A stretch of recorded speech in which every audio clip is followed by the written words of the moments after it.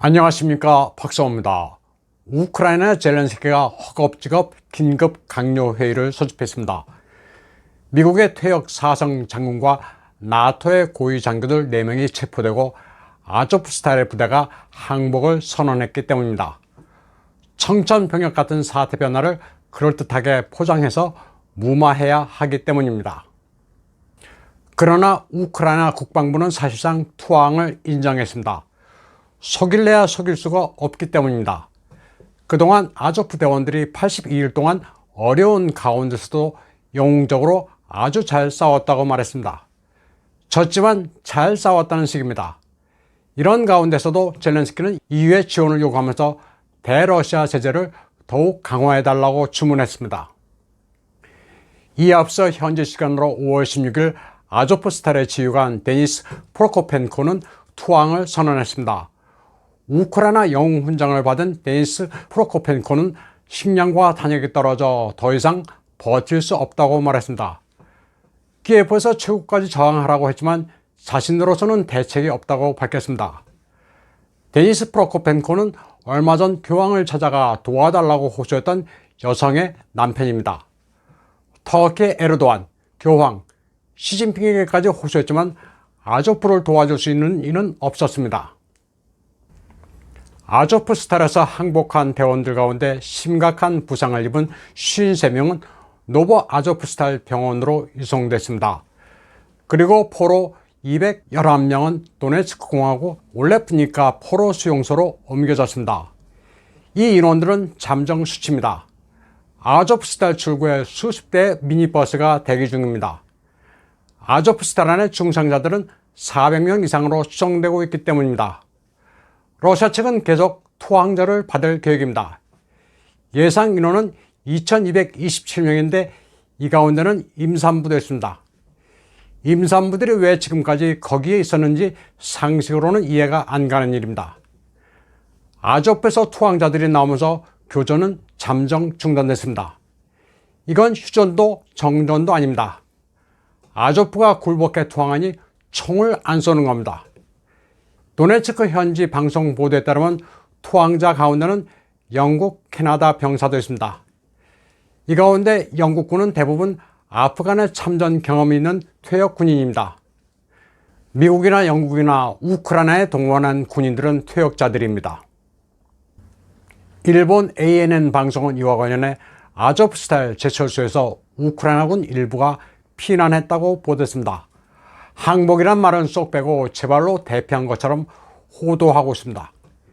이들이 러시아 측의 차량을 타고 이동하는 모습은 보여주면서 그 과정은 아예 생략했습니다. 아조프스탈에서 100기 투항한 인원 가운데 가장 거물은 미 특수전 사령부 8대 사령관을 역임한 에릭 올슨 대장으로 알려지고 있습니다.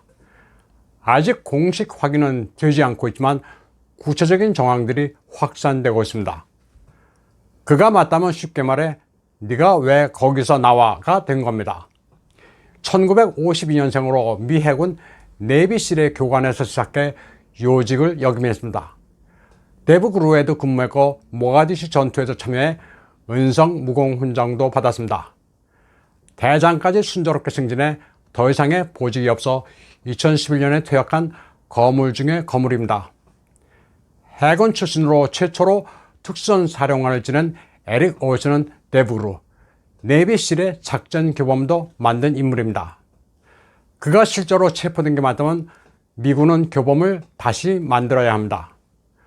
얼마 전 미 국방장관 로이드 오스틴이 세르게이 쇼이구 러시아 국방장관에게 먼저 전화를 걸었던 상황을 이제 이해할 수 있습니다.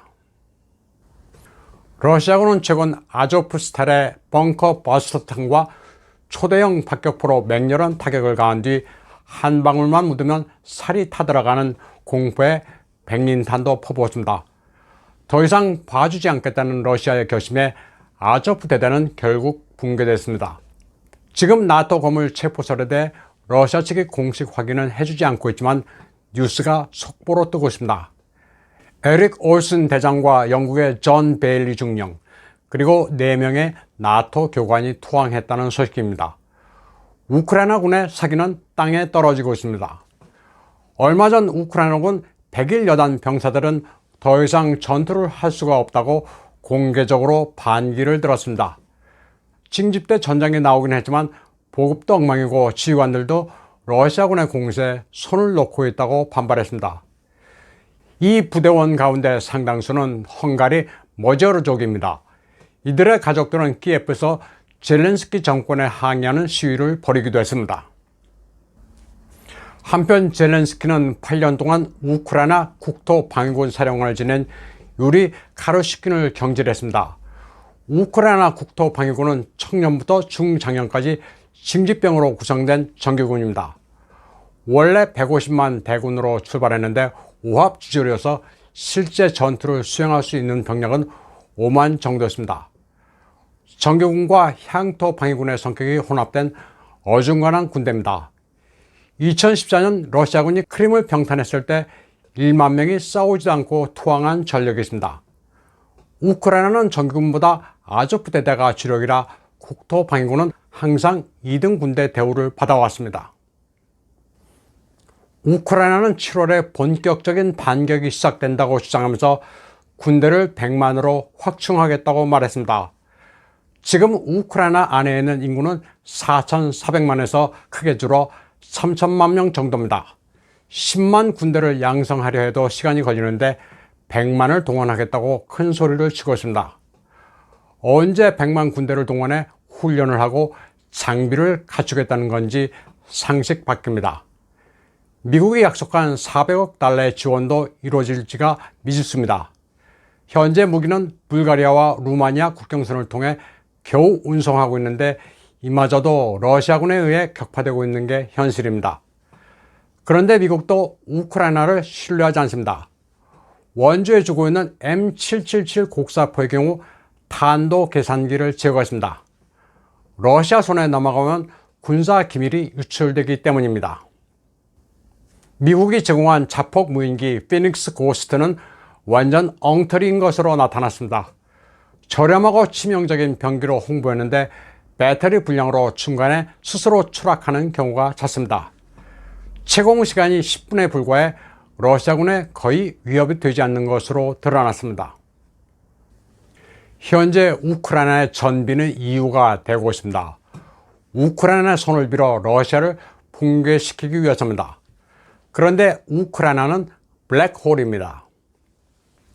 지원을 해봐야 진척은 없고 막대한 자금 지원으로 러시아가 아니라 EU가 무너지게 생겼습니다.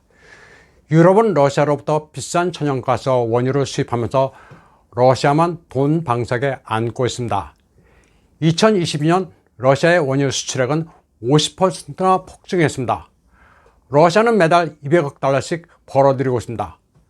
러시아는 자국 에너지를 필요로 하는 국가들 가운데 미운 털이 박힌 나라에 대해서는 루블로, 좀 봐줘도 괜찮겠다 싶은 나라에는 유로로 지불하라고 하고 있습니다. 선택적으로 갈라치기를 아주 잘하고 있습니다. 그러나 달러는 아예 말도 꺼내지 않습니다.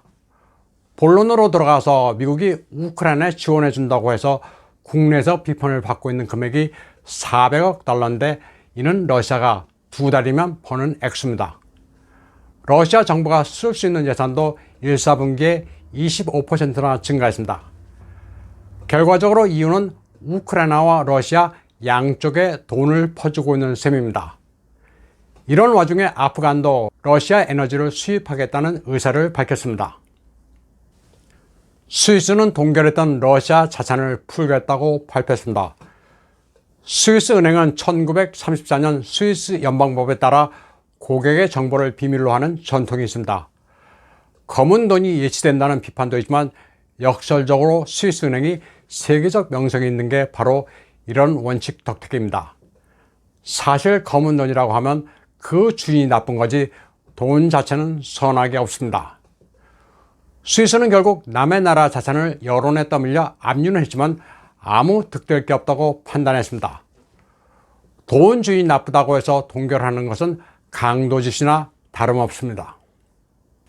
따라서 러시아는 서두를 필요가 없습니다. 시간은 러시아 편입니다. 전쟁에서 돈을 버는 것은 승전국이 된 뒤 배상금을 받아내는 게 보통의 사례인데 전쟁을 수행하면서 돈을 버는 것은 역사상 없던 일입니다. 러시아는 이를 돈바스 민병들을 강화하는 데 사용하고 있습니다. 분쟁 이전에 도네츠크 민병들은 2차 대전 때나 쓰던 모신 나강 소총으로 무장하고 전차도 없었지만 지금은 얘기가 다릅니다. 전차, 장갑차에 소총도 최신형 저격 소총을 갖추고 있습니다. 한편 우크라이나 난민에 대한 유럽의 태도도 바뀌고 있습니다. 조용히 살던 유럽의 우크라이나인들의 쇄도에 평지 풍파를 일으키고 지원이 다 못해서 납세자의 돈을 축내고 있기 때문입니다. 오스트리아 전 의원 게랄트 그로스는 우크라이나 난민, 젤렌스키 주변의 올리가르크로 보이는 특별한 난민들의 행태에 경악했습니다. 지위가 어떻든 그래도 난민인데 오스트리아에서 요즘 들어 자주 보이는 롤스로이스는 모두 우크라이나 사람들 것이며 샴페인 파티도 자주 하고 있다고 그는 말했습니다. 그러면서 한 차고지에 들어선 마이바흐, 벤츠 등 우크라이나인들의 고급차를 영상으로 찍어 소셜미디어에 올렸습니다. 또 시내 곳곳에 내걸린 우크라이나 국기를 보고 여기가 오스트리아인지 우크라이나인지 모르겠다고 황당해했습니다. 그리고 제재는 서구가 하고 있는데 왜 슈퍼마켓의 매대가 비는 현상이 나타나느냐고 개탄했습니다. 또 젤렌스키의 선전선동도 비판했습니다. 젤렌스키의 비난과 달리 푸틴은 히틀러도 아니고 러시아는 나치가 아니라면서 이런 허무맹랑한 전쟁 선동과 도발로 인해 우크라이나가 친구를 잃어버리는 것이라고 반박했습니다. 게랄트 그로스는 또 유로비전 송 컨테스트에 대해서도 한마디 했습니다.